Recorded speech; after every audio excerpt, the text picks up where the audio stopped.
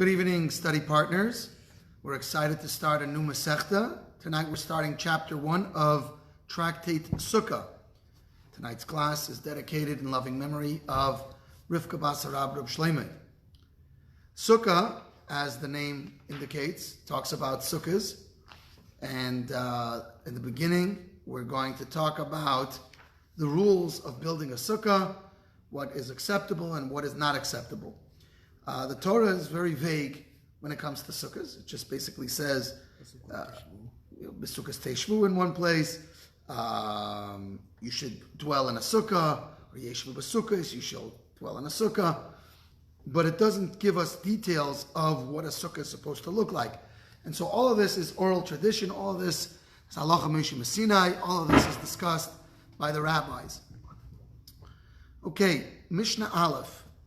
Sukkah shehi gavoya l'mayla ma'esrim amo. A sukkah that is higher than 20 cubits.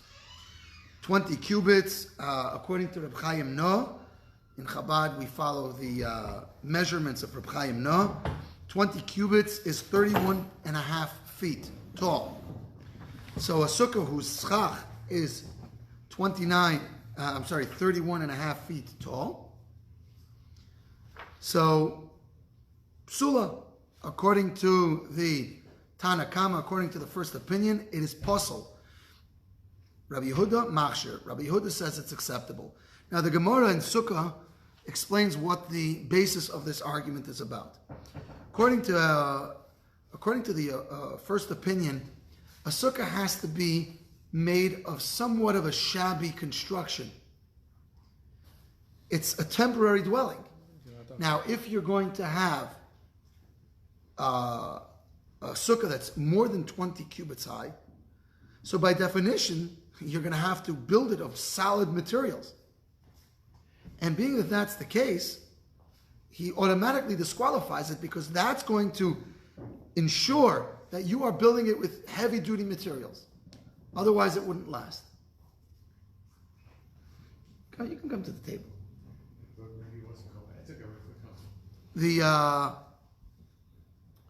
Whereas, according to Rabbi Yehuda is of the opinion that you can build it with sturdy materials, whether it's below 20 cubits high or whether it's above 20 cubits high. He doesn't have this restriction to shabby materials. And so therefore, he allows even a sukkah that's higher than 20 cubits. There's other opinions there that are brought down, other opinions that it's over 20 cubits high, you don't notice the schach, your eyes don't go to the schach. Okay, but that's in the Gemara, you have to study the Gemara for that. Now, what about a sukkah that's not 10 handbreadths high? So, according to Chaim Noah, again there are other opinions, a handbreadth, a tefach, is 3.2 inches. So, 3.2 inches. So, 10 tefachim is 32 inches. So, a sukkah that's not higher than 32 inches, or alternatively, if it does not have 3 walls, we mentioned before that the Torah tells us very sparingly about sukkahs, but it does tell us in 3 places about it. Basukkah is teshvu. It says in one place, in a sukkah you shall dwell. Somewhere else it says, Yeshvu basukis, you shall dwell in a sukkah. And elsewhere it says, Basukis eishavti es b'nei Yisrael. In sukkahs I caused the b'nei Yisrael to dwell in. So, halacha Moshe Sinai, passed down in tradition, is that it has to have at least 3 walls. From these 3 mentions of the sukkah, so we have to have at least 3 walls. We'll get into some more details of those walls soon. Now, in any case, so now we're specifying cases which is all going to end up invalid. The first case we said was if it is not 32 inches high, 10 tefachim, 10 handbreadths. If it doesn't have 3 walls. And another case is if the sunny area is greater than the shady area. So in all of these cases, psula, it's invalid. These are basic requirements for a sukkah, and if you, in absence of these requirements, it is a pasul sukkah, it is an invalid sukkah. Sukkah yeshana, what about an old sukkah? And we'll define what that is in a moment. Beis Shammai Poislim, Beis Shammai says invalid. Beis Hillel Machshirin, Beis Hillel says it's acceptable. Be'ezehui sukkah yeshana. Now, what exactly is a sukkah yeshana? Kol sha'asa kedem lachag shleishim yom. Any sukkah that was made more than 30 days before sukkahs is called an old sukkah. So now again, Beis Shammai says it's invalid. Beis Hillel says it's acceptable. Now, avol im asol l'shem chag afilu mitchilas hashana kshera. Both agree that if you specifically made it for sukkahs, even if it was made in the beginning of the year, it's acceptable. Now, what is the beginning of the year? What would you say? Rosh Hashanah. But it can't be Rosh Hashanah because everybody agrees that at least 30 days, within 30 days it would be acceptable. Sukkahs is Tesvav Tishrei. So Tesvav Elul, according to everybody, would be an acceptable time, which is a month before. So exactly what does it mean, the beginning of the year? So the Mefarshim explain what this means is, right after last year's Sukkahs. You see, a Sukkah that was up since last year's Sukkahs had already fulfilled its purpose last Sukkahs, and so now it's old. Now it was up before last Sukkahs. It's already over with. The mitzvah that you set it up for is done with. Now it's old. Even if you took it down and put it up the day after Sukkahs, with the intention for using it for next year's Sukkahs. So now what does that mean? That means you made it for Sukkahs. And it's an old Sukkah, and it's B'tchilas Hashanah, to the beginning of the year, starting from the day after last year's Sukkahs. So according to even Beis Shammai, if one specifically intended this for Sukkahs, it's going to be acceptable. Beis, second Mishnah. Ha'isa sukkasoi tachas ha'ilan. Person who builds his sukkah under a tree. So now, the issue is that the branches that are hanging over the tree are attached to the tree itself. As we're going to momentarily learn, schach is only acceptable if it's cut off from its source. So, kilu asor b'seich habayis. So it's like a person made it in his house. It's like you make a sukkah in your house. Which means, in a house, if you make a sukkah in a house, so what happens? You have the schach of the sukkah, which is acceptable, but then you have the schach, quote unquote, the covering, which is the roof, which is unacceptable. And it's the same thing, the same situation. All the laws that we're going to mention about a sukkah in a house, because we're going to mention certain scenarios where a sukkah in a house is going to be acceptable. The same rules are going to apply here. It's like you made it it's like you made it in your house, which in most instances is not kosher. Now, sukkah al gabei sukkah. What happens if a person builds one sukkah and then he places an additional sukkah on top of the first sukkah? So the law is hel yeina kshera v'tachteina psula. The upper one is kosher because there's no reason why it shouldn't be kosher, and the bottom one is not kosher because it has two sets of schach. But we're going to quantify this in a moment. Rabbi Yehuda says, "Im ein diurin be'elyena hatachtena kshera." If there's no occupancy possible in the upper sukkah, so then the bottom one is also going to be kosher. The upper one is obviously there's no occupancy possible because it's a weak structure. So there's no one can stand on top of the schach of the lower one. Meaning that that's the case, so the bottom one would be kosher. Now in the Gemara on Daf Yud quantifies what exactly this argument is. Do you have to see the stars? So, no, in this particular case, where you have two sukkahs, one on top of the other.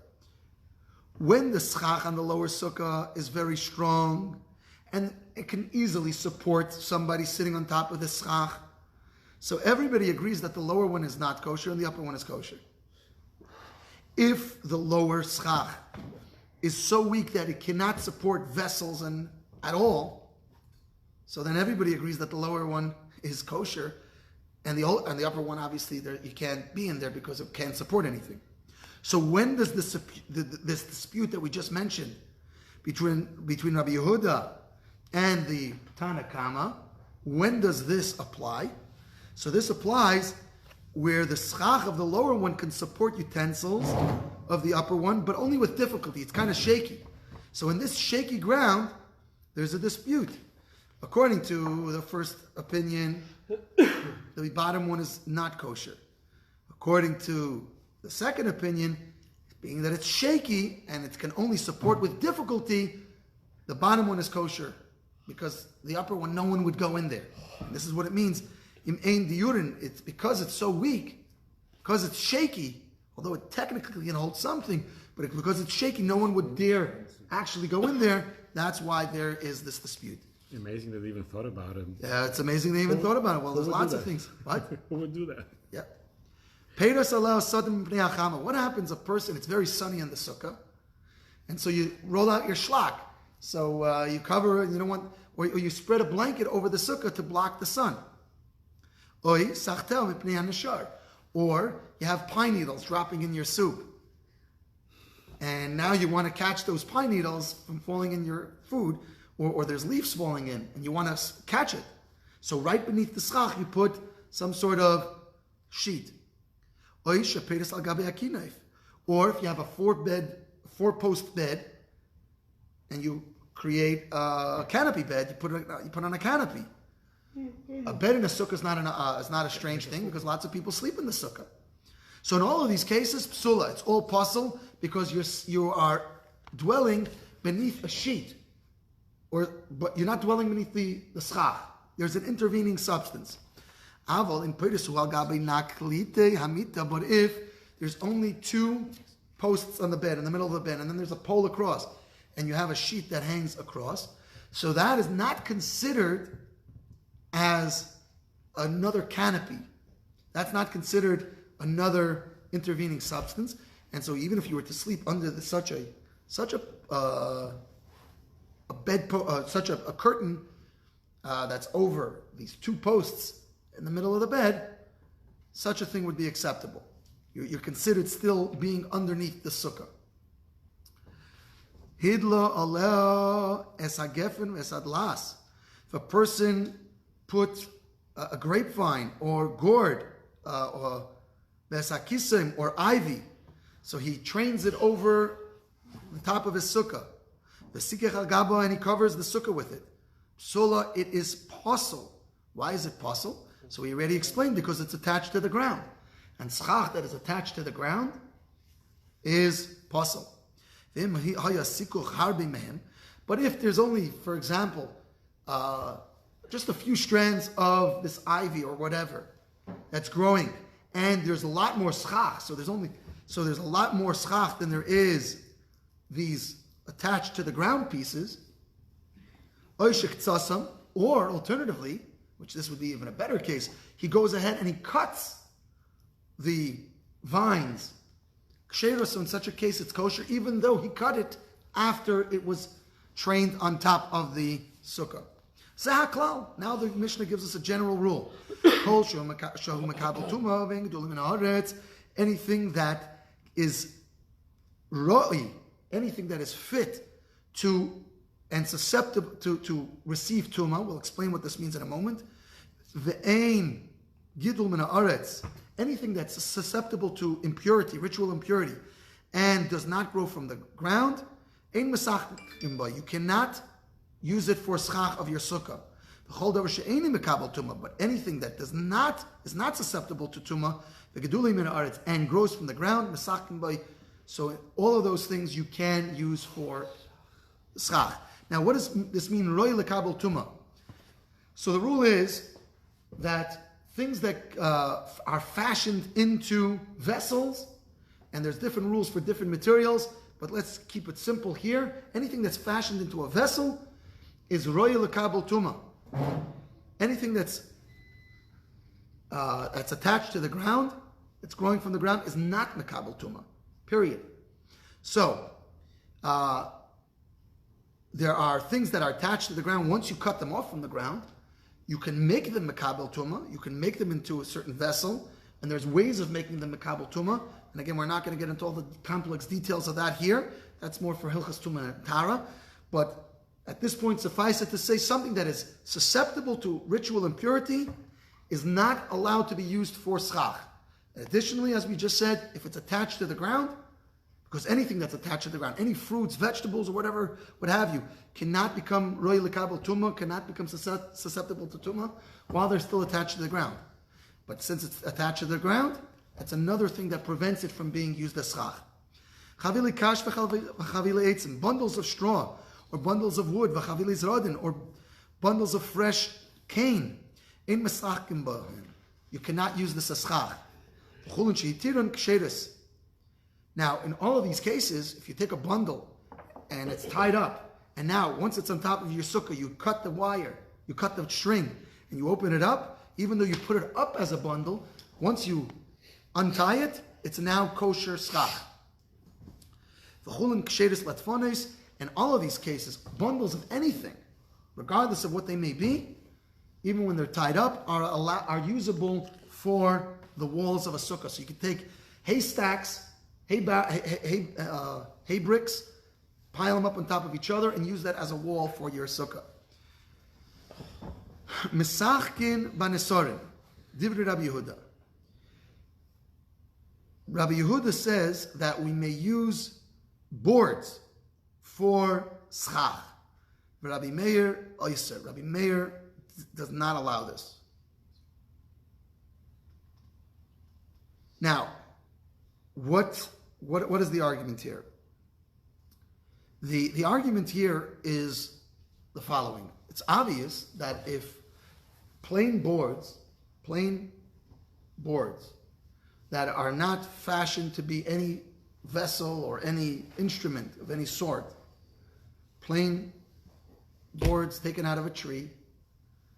So if you plane down a log into a board for your sukkah, so everyone agrees that being that it's designed for a sukkah, it's not mekabel tumah. There's nothing in this board that's designed to receive tumah.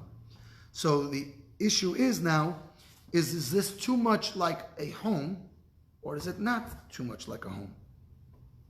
So Rabbi Yehuda says, when you have these boards, you can put them down. You designed it for the sukkah. It's acceptable. Rabbi Meir is going to say, Rabbi Meir says that there's, Rabbi Meir says that it's too sturdy, it's too much like a home, and you can't use it. Now, when we learn a little bit further, we'll understand this a little bit better. If you put a board that's more than 4 handbreadths wide, so in this particular case, that would come out to almost 13 inches wide. So kshera, it's still kosher, which means that even if you put something, as we're going to learn in a moment, even if you put something that's not appropriate for a sukkah, it doesn't invalidate the whole sukkah. It only invalidates the space right underneath it. And so, for example, if you have windy conditions and you're afraid that your schach is going to go flying, what do a lot of people do? They take a 2x6 and they place it down on the top of their sukkah to give it weight. This doesn't invalidate the sukkah in any way, shape, or form, because you're not nailing it down, you're just placing it down on top. Even if there was a 2x6 that's roy lekabel tumah, it's still not going to invalidate your whole sukkah, just the part that it is covering.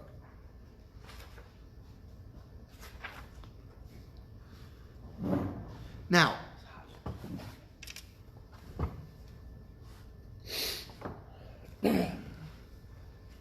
tikra she'ena le maziva, a roof that has no plaster on it.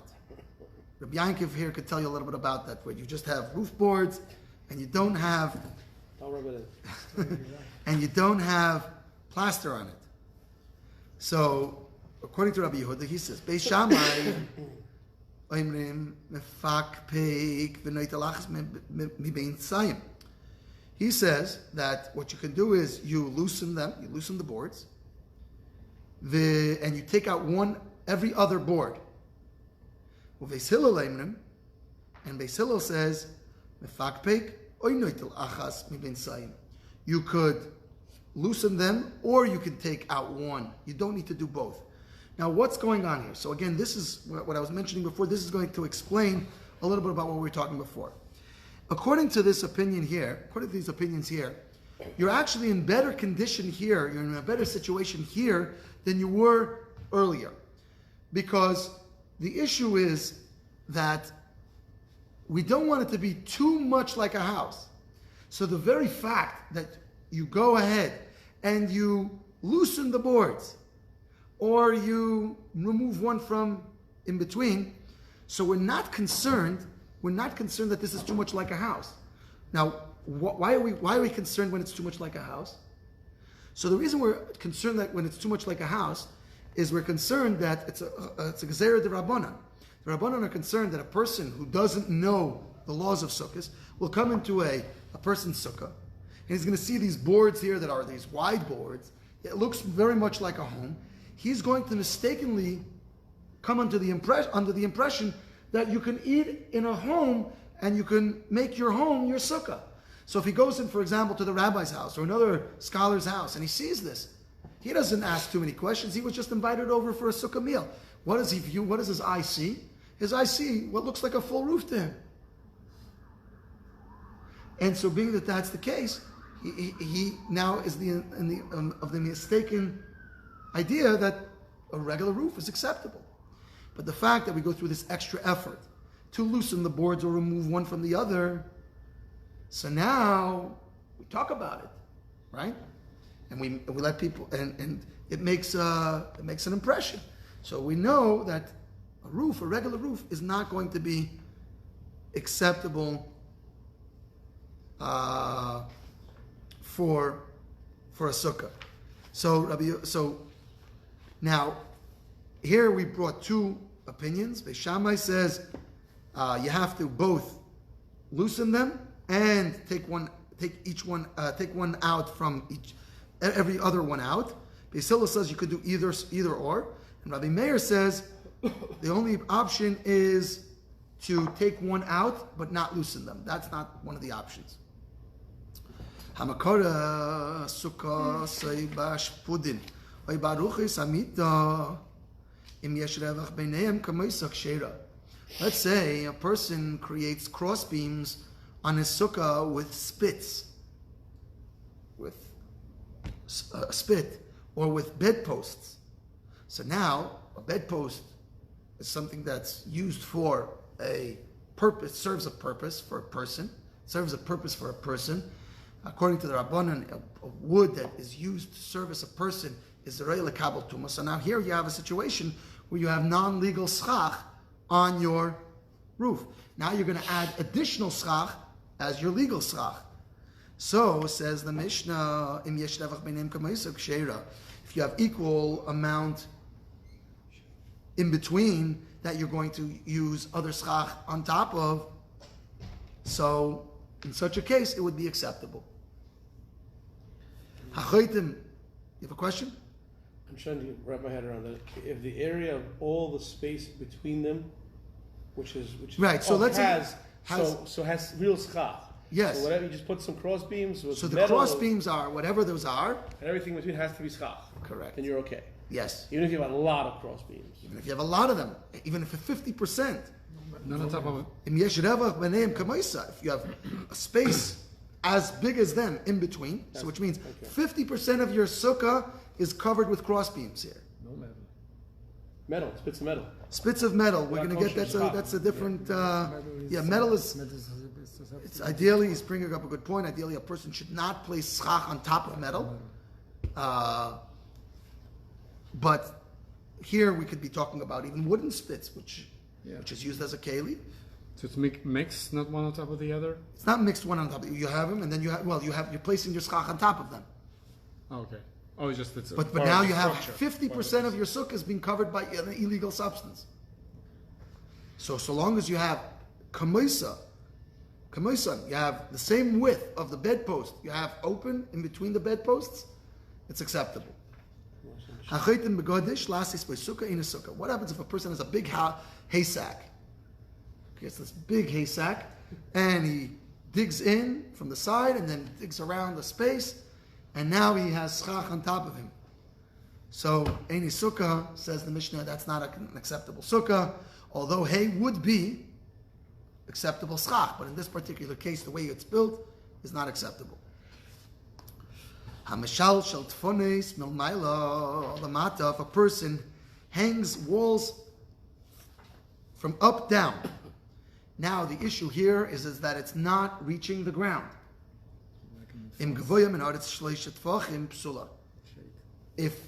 If the bottom part of these boards that you're hanging does not come within 3 tvachim, about 9.6 inches according to Chaim Na, so then it's invalid because a goat can crawl underneath. And these are not considered walls. Milmata lemaila, im gavoya min haaretz asar tvachim ksheira. Now what happens if you did the same thing?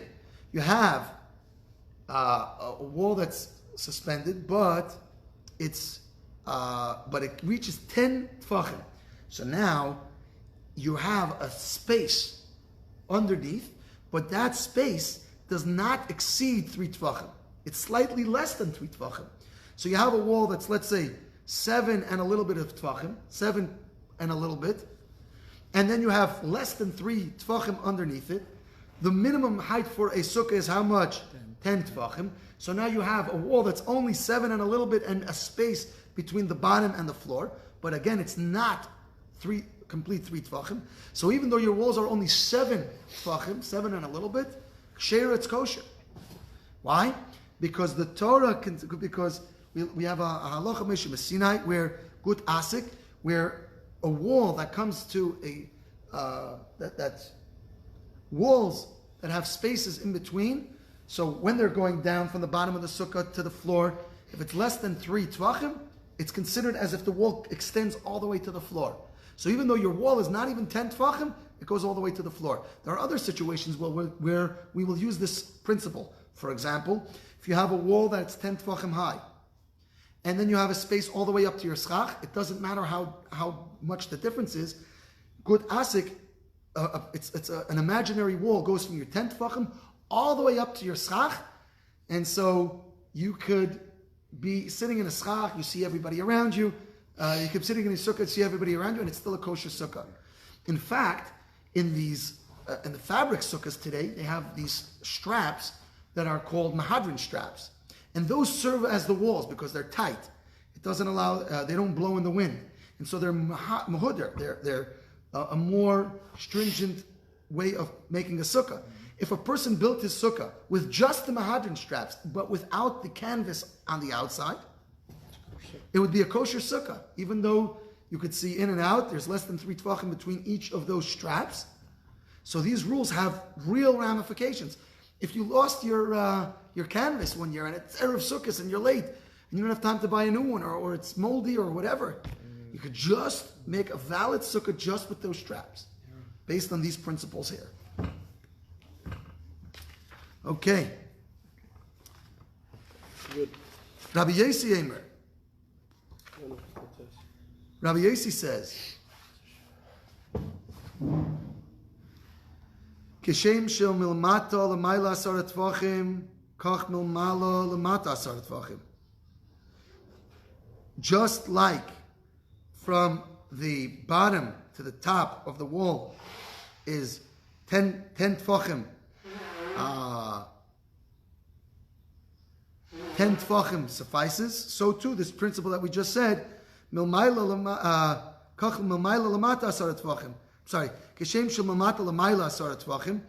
just like from below upwards 10 handbreadths suffices, so too from above down below 10 suffices. And even though there's more than 3 handbreadths below, according to this opinion here, according to Rabbi Yossi, even if there's more than 3 tvachim, it's going to be okay because we have this imaginary wall that extends down to the bottom. Now, the halacha is not like that. The halacha does not follow Rabbi Yossi. It only works when you're going from on top of the wall all the way up. But going down, if it's more than 3 tvachim from the bottom of the wall to the floor, it's not acceptable. So So what are you actually saying in the beginning of a Mishnah test? That there's a lot of space on top, but not a lot of space in the bottom. There are two different scenarios here. One scenario, we have a wall that's, let's say, 7 tfachim, and we place this 7 tfachim and a little bit, and we place it within 3 tfachim of the ground, so the top of that wall is now at 10 tfachim. According to all opinions, this is acceptable. According to Rabbi Yossi says that it can even be higher than that. It could even be more than 3 tfachim, so long as you have a 10 tefach wall somewhere suspended above 3 tfachim, it would be acceptable. You follow me? According to all opinions, above the 10 tfachim wall, till the schach, there can be any distance. Above the 10 tefach wall, if you have a wall that's 10 tefachim high, and then you have a space, that's the minimum shear. and then above that you have open space till the schach. Got it. So if your wall is 10 tefachim, You're good. but those mahadran straps are less than 10 tefachim. Those mahadran straps have to be 10 tefachim, otherwise they wouldn't be mahadran straps. So that's what that is. That's what those are. It's like 3 straps. Like there's 3 straps that are usually in between the floor and another additional So from round the first post. one to the second to the third one is about. There's no 3 tefachim in between each of them, and the top of them, and between all of them, there's 10 tefachim. Okay. I guess it's about 30 inches. 33, Yeah. depends who you hold like. Yeah, there's different opinions. Right here, I'm discussing Rabbi Chaim No, which is the Chabad custom to follow his measurements. So 33 inches. That makes sense. Yeah. Okay.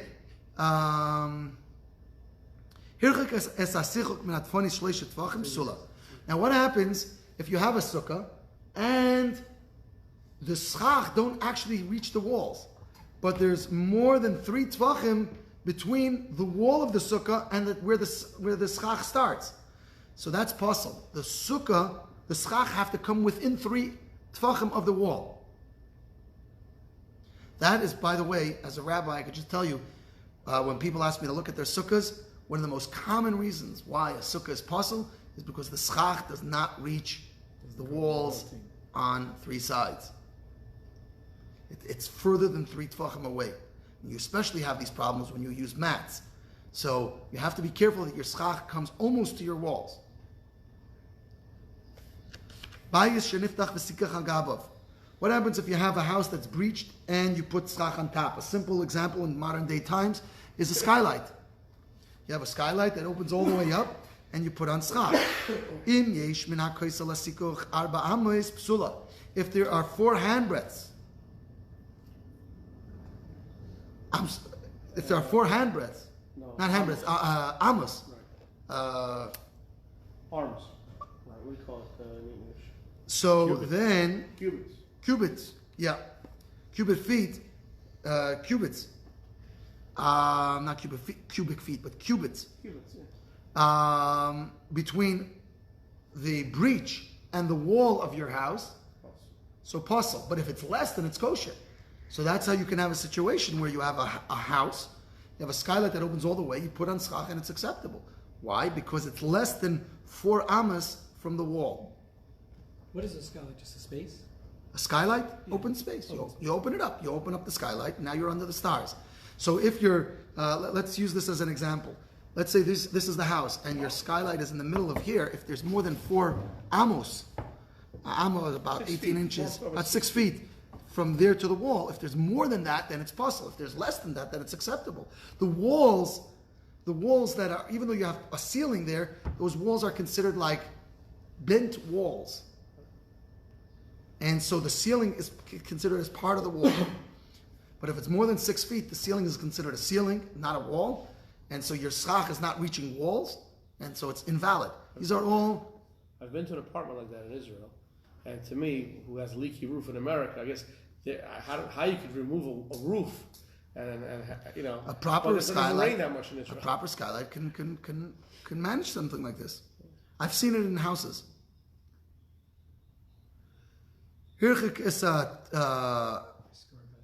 Okay, I'm sorry. Back in Yud. Will be forever. A house that has an opening in it, and you put schach on top. If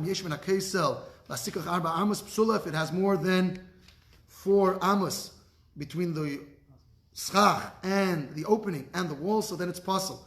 Let's say you have 3 houses that form a courtyard in between these houses, and you have an overhang over each house, from each house, extending from the house. So now the question is, if it's 4 amas, if that overhang is more than 4 amas, so then the walls of the houses that are of this courtyard are considered too distant, and it's a pasal sukkah. But if it's less than that, even though it has an overhang from each house, if it's less than 4 amas, it will be kosher. Sukkah gdela shikefu b'davar shein ma'asachkin boy im yesh tachtav arba amos psula. A similar law, but a bit different. If you have a sukkah, a large sukkah, and then you take a substance and you wrap it around the perimeter of the sukkah, so the same law applies. If it's more than 4 amas, then it's unacceptable. If it's less than 4 amas, it's acceptable. Why is this different than the first 2 cases? So it's explained that you might think that even if it's less than 4 amas, it wouldn't be kosher. In the case of the houses made out of wood would perhaps be a more lenient ruling. In this particular case, it's made of something that you're not allowed to. You have a sukkah, but you're spreading out something which is not used as schach altogether ever. One might think that even if it's less than 4 amas, it still would be invalid. Comes the Mishnah to tell us that in all of these cases, it has the same rule. If it's more than 4 amas between the edge from the wall to where your schach starts, then it is, if you have more than that, it's not kosher. If you have less than that, it's kosher. And again, this is because of the principle, these walls, these ceilings are considered bent walls. They're considered part of the walls from a halachic perspective. And so therefore the walls go all the way up to the sukkah, and it's valid to sit and eat underneath the schach of that sukkah. Should be considered a Sukkah Yeshana. It's not a Sukkah Yeshana because even a Sukkah Yeshana, by the way, for the record, a Sukkah Yeshana, even if you move away a little bit and you put it back, that makes it already a Chadasha. Some people have these sukkahs and just put a schach on, that's not good. Yeah. Ha'isa sukkosik min tzrif. A person who makes a sukkah with 2 walls. He has two walls like this, and they're all made of schach. There's schach from the floor to the top and a schach from the floor to the top. And he leans them against each other. So let's say you take a bunch of bamboo sticks and you lean them against each other somehow. For example. Or you lean them against the wall of a house or of any wall. So now underneath, you're completely under schach. Rabbi Eliezer poisel, mipnei she'in la gag. Rabbi Eliezer says it's not a valid sukkah because it doesn't have a roof. It only has a wall/roof. The Chachamim machshirin. Interestingly enough, the Chachamim declare it acceptable. And who is the halacha like? Nope, it's not like the Chachamim. It's like Rabbi Eliezer, and such halacha lamaisa, such a sukkah is invalid. Machzeles konim gdeila. What happens if you have a what? There's a general klal and there's halacha lamaisa. No, that's in this particular case. Machzeles konim gdeila. What happens if you have a large reed mat, similar to what we have today in our days, the bamboo mats, the schach mats. So a large one. If you have a large mat, asal shchiva. So says the first opinion here. Asal shchiva, if it was made to lie down on, it already becomes a keli, becomes an instrument, a vessel. Mekabeles tuma. So the law is since it became a vessel of sorts, an instrument of sorts, it is susceptible to tuma. It already falls into the category that we said earlier on. It's not going to, but you cannot use it for schach because it could be mekabel tuma and it's an instrument. Lesikuch, but if it was made for schach of a sukkah, misachkim ba ve'ena mekabeles tuma. You could use it for schach and it cannot become, and it's not susceptible to tuma. Rabbi Eliezer holds similarly, but he holds a bit differently. And you have to look at the nuances of the terminology here. In the first opinion, it says a large one.